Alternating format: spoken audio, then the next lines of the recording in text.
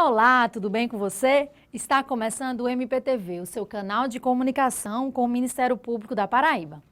No programa de hoje, você vai ver reportagens sobre o cumprimento do TAC celebrado para disciplinar a realização da Festa das Neves, a padroeira da cidade de João Pessoa, e sobre o resultado do processo eleitoral para a escolha do chefe do Ministério Público da Paraíba para os próximos 2 anos. Você também vai ver uma matéria sobre a recomendação expedida pela Corregedoria Geral do MPPB a todos os promotores de justiça em relação à eleição para conselheiros tutelares, que vai acontecer de forma unificada em todos os municípios brasileiros no próximo dia 4 de outubro. No estúdio, vamos receber a promotora de justiça, Silvana Targino, que vai falar sobre pensão alimentícia. Fique com a gente, o MPTV está no ar.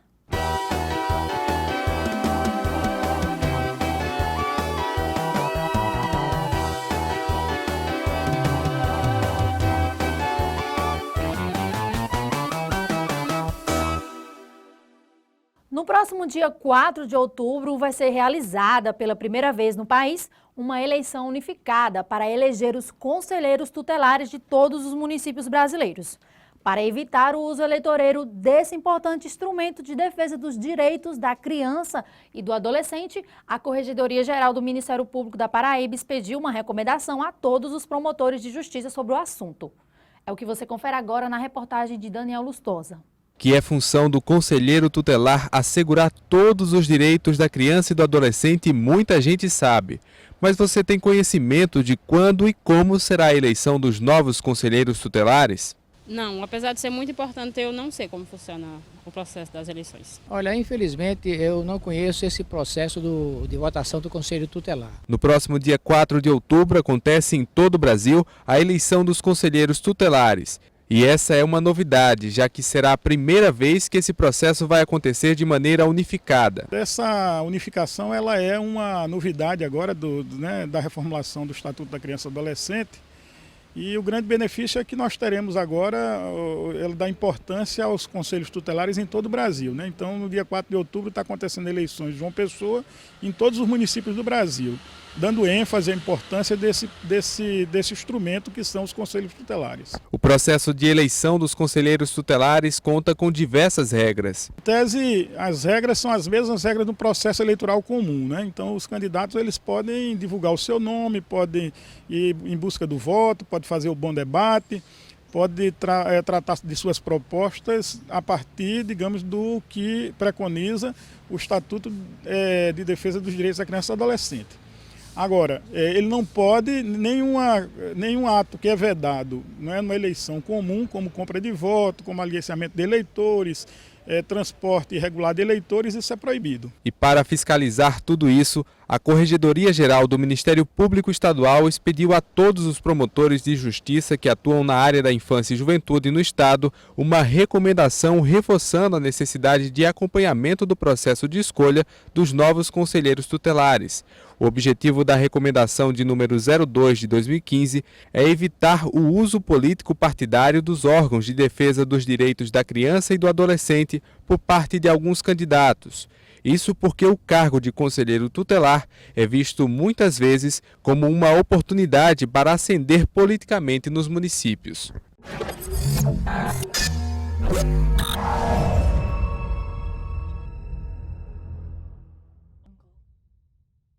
A Lei 12.696 de 2012 alterou os artigos 132, 134, 135 e 139 do Estatuto da Criança e do Adolescente, que versam sobre os conselhos tutelares. É ela que estabelece que a eleição para conselheiros tutelares deve ocorrer de forma unificada em todo o território nacional a cada 4 anos, no primeiro domingo de outubro do ano seguinte ao da eleição para presidente da República, e que a posse dos conselheiros eleitos deve acontecer no dia 10 de janeiro do ano seguinte. Nós vamos para um rápido intervalo e voltamos já já.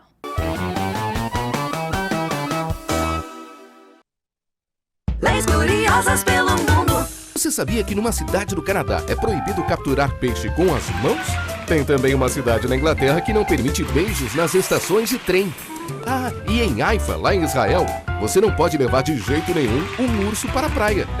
Existem leis que você não conhece, mas as de João Pessoa você pode conhecer. Acesse o site da Câmara Municipal e veja todas as leis municipais e os projetos que estão em tramitação na Câmara. Transparência é cidadania e a gente leva isso a sério.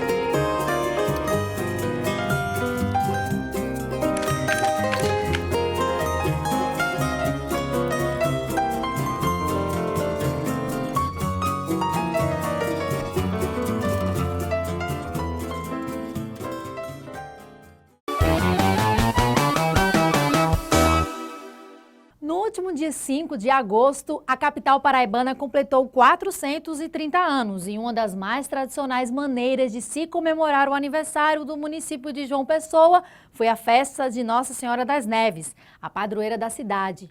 Para garantir que tudo ocorresse bem, a 2ª Promotoria de Justiça de Defesa do Meio Ambiente e Patrimônio Social celebrou um TAC, um termo de ajustamento de conduta com a Prefeitura para disciplinar a festa pagã. Nossa equipe foi ao evento verificar o cumprimento do TAC. João Pessoa completou, neste mês de agosto de 2015, 430 anos. E dentro da sua vasta história está a realização da tradicional Festa das Neves. A comemoração faz referência a Nossa Senhora das Neves, padroeira da cidade. Mas a programação não é só religiosa não, tem também a parte profana, que, aliás, costuma ser bem movimentada. A aposentada Iraécia Targino, por exemplo, faz questão de participar todos os anos. Com 89 anos de idade, ela já frequenta a Festa das Neves desde os 8. É uma data importante, é a data do aniversário da cidade, né? E assim como nós desejamos comemorar o nosso aniversário, a cidade também tem esse direito, né? E a nossa cidade é uma das mais lindas do Brasil. Acho uma festa muito organizada, a tradição perfeita, espero que continue várias vezes assim, todo ano. Meu filho, ele adora essa festa, venho todo ano com ele. Espero vir com o próximo filho, que estou grávida de 3 meses, e continuar com esse evento maravilhoso. E para garantir a segurança de todos, a 2ª Promotoria do Meio Ambiente e Patrimônio Social de João Pessoa celebrou um termo de ajustamento de conduta com a Fundação Cultural de João Pessoa, Funjop, responsável pela realização do evento. Entre os principais pontos está a determinação de que equipamentos pesados fossem montados exclusivamente nas avenidas Pedro I, Odom Bezerra e Acadêmico Aloísio Sobreira. A venda de lanche foi concentrada na Avenida Visconde de Pelotas, em frente à Praça Dom Adalto. 8 anos faz que eu estou aqui na Festa das Neves trabalhando. Graças a Deus, né, é tranquilo, nunca tive problema nenhum. A organização, a prefeitura está de parabéns, tudo organizadozinho, tudo credenciado, né? Esse ano foi mais organizado ainda do que no ano passado. Já as ruas Visconde de Pelotas, Duque de Caxias e General Osório foram responsáveis por comportar os brinquedos infláveis. Uma das determinações do TAC é quanto à localização do palco e do pavilhão de cultura popular, que foi instalada aqui na Praça Vidal de Negreiros, mais conhecida como Ponto de 100 Réis. Foram regulados ainda através do TAC os horários de funcionamento da festa, que aconteceu das 5 horas da tarde até a meia-noite, além dos horários do serviço de limpeza do local e da suspensão de som, entre meia-noite e 5 horas da manhã. Esse TAC ele está sendo firmado pela segunda vez aqui pela promotoria, segunda promotoria do Patrimônio Social, porque se trata de uma manifestação popular, são os foguetes festejos da Festa da Neve, que é tradicional aqui no âmbito do município de João Pessoa, é a comemoração da Festa da Padroeira, Nossa Senhora das Neves, aqui de João Pessoa, do município de João Pessoa, e por tratar-se essencialmente de quê? De um patrimônio cultural e material, que é aquilo que não é palpável, não se pega, não se tem o alcance material dele, mas é imaterial porque já é uma tradição, já está inserido no nosso calendário, na nossa agenda cultural de João Pessoa, e não poderia deixar de se ter essa manifestação popular com essas comemorações já no nosso calendário. Nós estabelecemos, através desse TAC, desse termo de ajustamento de conduta, algumas condutas previamente já estabelecidas, sob pena, inclusive, de pagamento de multa de R$100 mil por descumprimento dos compromissários. A Festa das Neves aconteceu entre os dias 1º e 5 de agosto. O TAC é importante porque as instituições que estão diretamente ligadas aos grandes eventos, como São João, Festa das Neves, no caso, é uma oportunidade de estarmos discutindo, né, um bom planejamento de um evento. É evidente que é um evento grande, um evento popular, e eu acho que é no momento do TAC onde a gente consegue, de fato, discutir, né, todas as situações que ocorrem diretamente no evento. Então, é salutar, né, a presença do Ministério Público para que, de fato, a gente consiga, todos nós, que seja a Funjop, que seja as demais secretarias, que a gente consiga trabalhar afincoamente para um bom desempenho nos eventos. Na edição passada, você viu uma matéria que explicou como é feita a escolha do chefe do Ministério Público da Paraíba.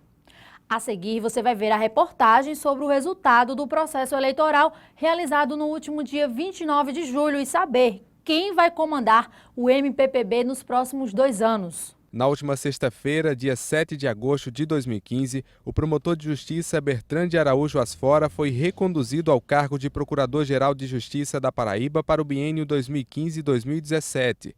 O anúncio foi feito pelo governador do estado, Ricardo Coutinho, 4 dias após receber a lista tríplice com o resultado das eleições realizadas no Ministério Público da Paraíba.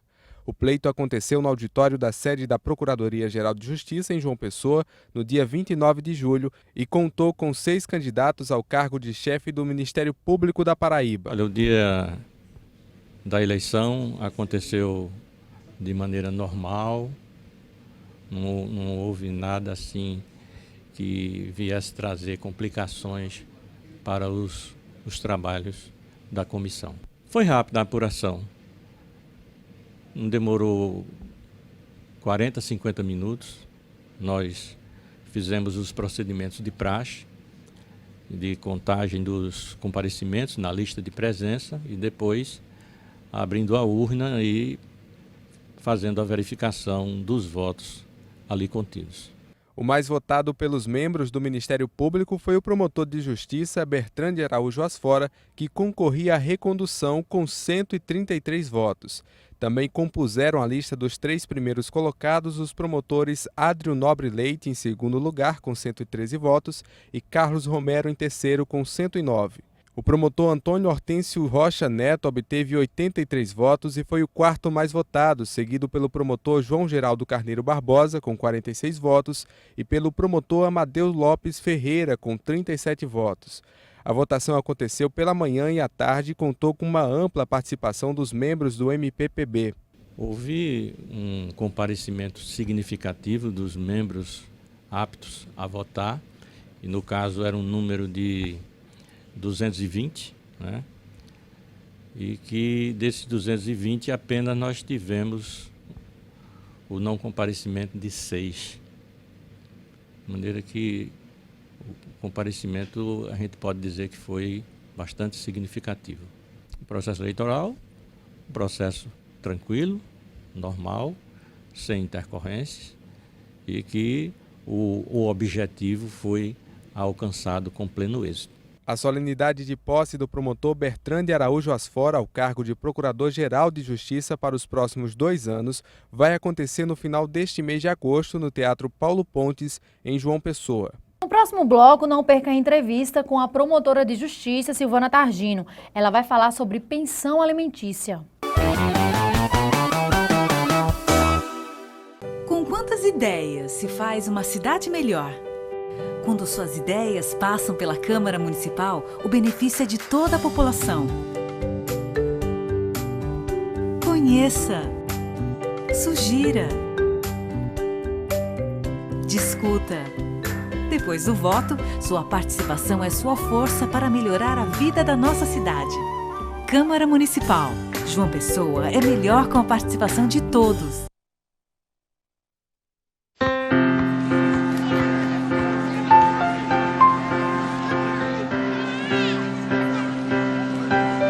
O que passa pela Câmara fica para você. Câmara Municipal de João Pessoa. Vem comigo conhecer quem movimenta a nossa cultura. Música, teatro, literatura, artes plásticas, você encontra aqui. Conheça a nossa gente. Se liga na Câmara. Saiba o que os especialistas têm a dizer sobre saúde, educação, infraestrutura. Conheça os seus direitos. A Câmara está aberta. Se liga na Câmara. Confira o que os seus representantes têm feito em benefício da nossa cidade. O nosso jornal é todo seu. Se liga na Câmara.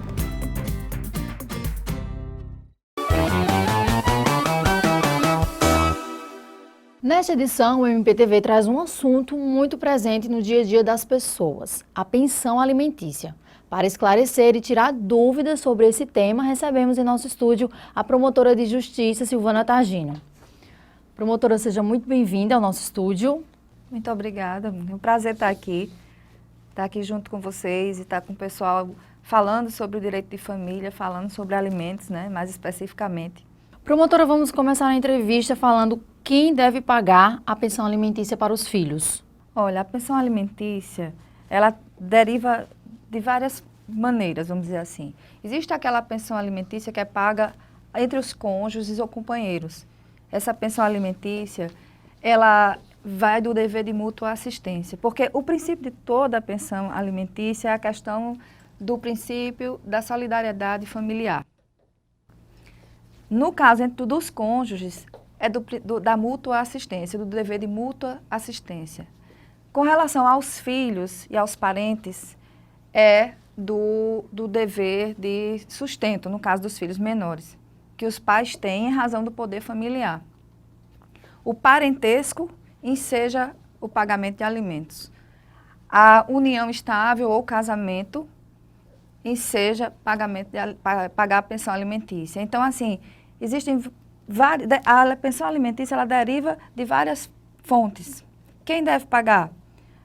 Os pais pagam pensão alimentícia aos filhos, os cônjuges a seus consortes, os companheiros a seus companheiros, os parentes em graus diversos ao grau mais próximo também paga pensão alimentícia. Então, essas pessoas devem pagar.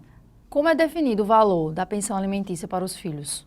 O valor dos alimentos, ele é definido dentro de um que hoje antigamente chamava-se binômio, possibilidade e necessidade. Hoje já se fala em um trinômio. A doutrina fala em trinômio, que seria a proporcionalidade entre a possibilidade e a necessidade. Possibilidade de quem paga os alimentos, necessidade de quem os recebe. Vamos explicar melhor.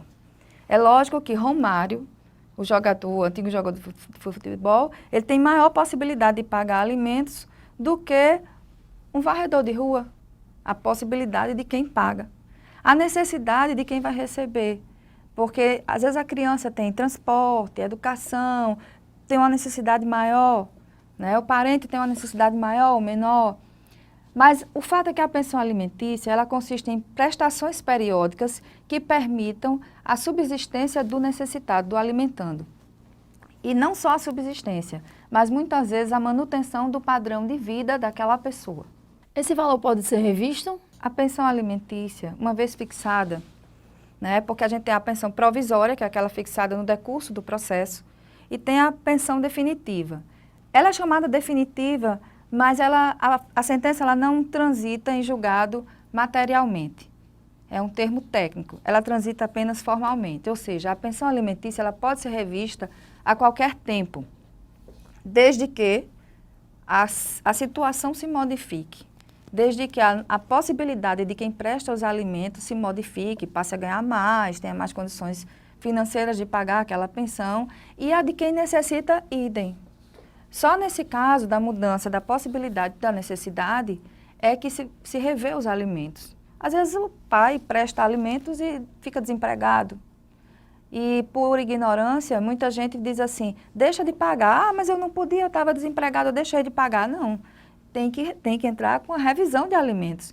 Enquanto não for feita essa revisão, ou se entre com a exoneração de alimentos, nos casos de exoneração, a pessoa está obrigada a pagar alimentos. Então, assim, não é porque a sua situação se modificou que automaticamente você vai modificar a sua pensão sem que exista para isso uma decisão judicial. Isso leva muita gente a entrar em débito, ficar devedor dos alimentos, porque não toma a necessária providência. Promotora, até que idade o filho pode receber a pensão alimentícia? No caso da pensão alimentícia, que é devida aos filhos, como eu te falei, ela é derivada do dever de sustento, que é um dos atributos do poder familiar, do poder-dever, né, dos pais. Essa pensão alimentícia, que é prestada aos filhos, ela é devida em razão do poder familiar até os 18 anos de idade, até ele atingir a maioridade ou ele ser emancipado. Todavia, por uma construção jurisprudencial, se entende que enquanto durar os estudos, ele recebe a pensão alimentícia. Então, enquanto ele estiver estudando até os 24 anos, pelo menos, ele recebe a pensão alimentícia. Aí, deu 18 anos, 24 anos, essa pensão, ela se extingue? Não.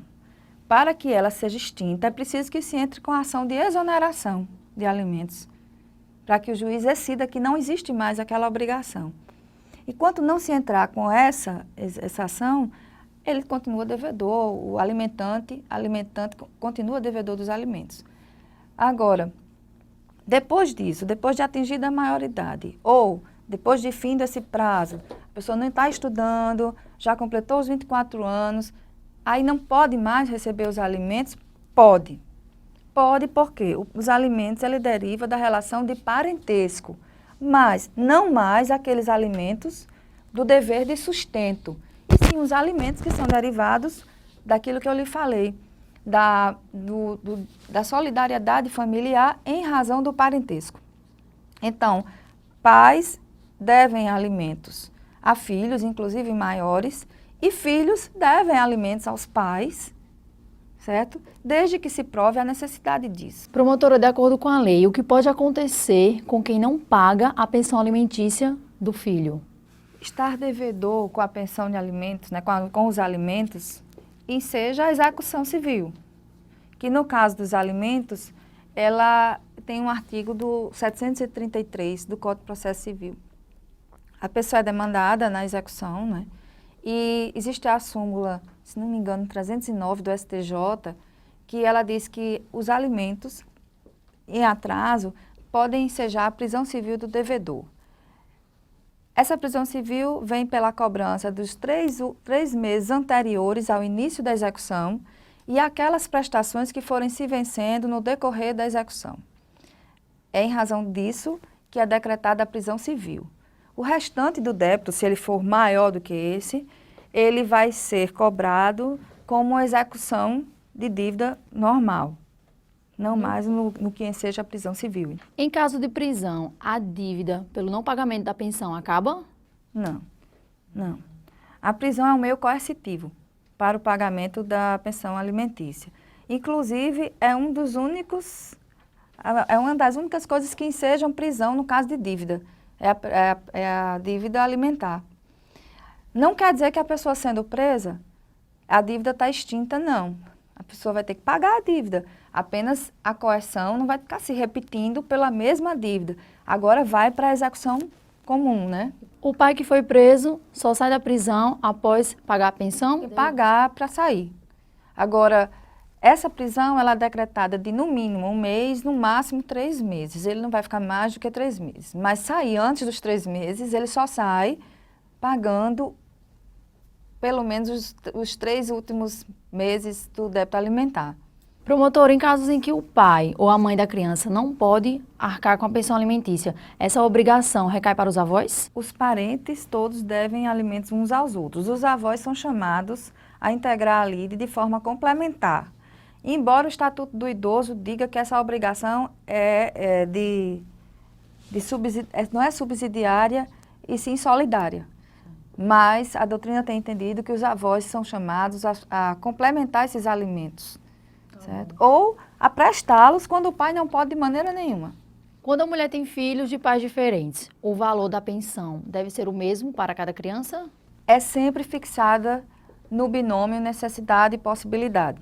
Sempre. Se um pai pode mais, ele vai pagar mais. Se ele pode menos, ele vai pagar menos, na medida do que ele puder pagar. Promotor, os filhos adotivos também têm direito à pensão alimentícia em caso de separação dos pais? Olha, a Constituição, depois de 88, não existe diferenciação de filhos de qualquer natureza. Filho é filho.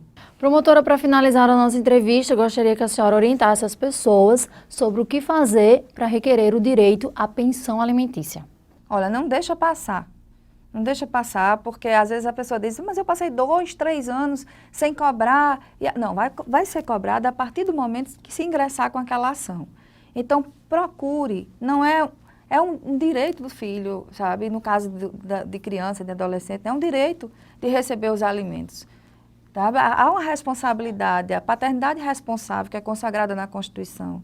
Então, procure uma defensoria pública, se for o caso de pessoa pobre na forma da lei, ou um advogado, ingresse em juízo com esses alimentos, procure o Ministério Público, no caso, quando não há uma defensoria, não há advogado, procure o Ministério Público, lute pelo direito que é do seu filho, não deixa passar. Promotora, muito obrigada pela sua entrevista. Eu que agradeço a oportunidade de estar aqui. O MPTV termina aqui. Outras informações sobre a atuação do Ministério Público Paraibano você encontra no portal www.mppb.mp.br. Até o próximo programa.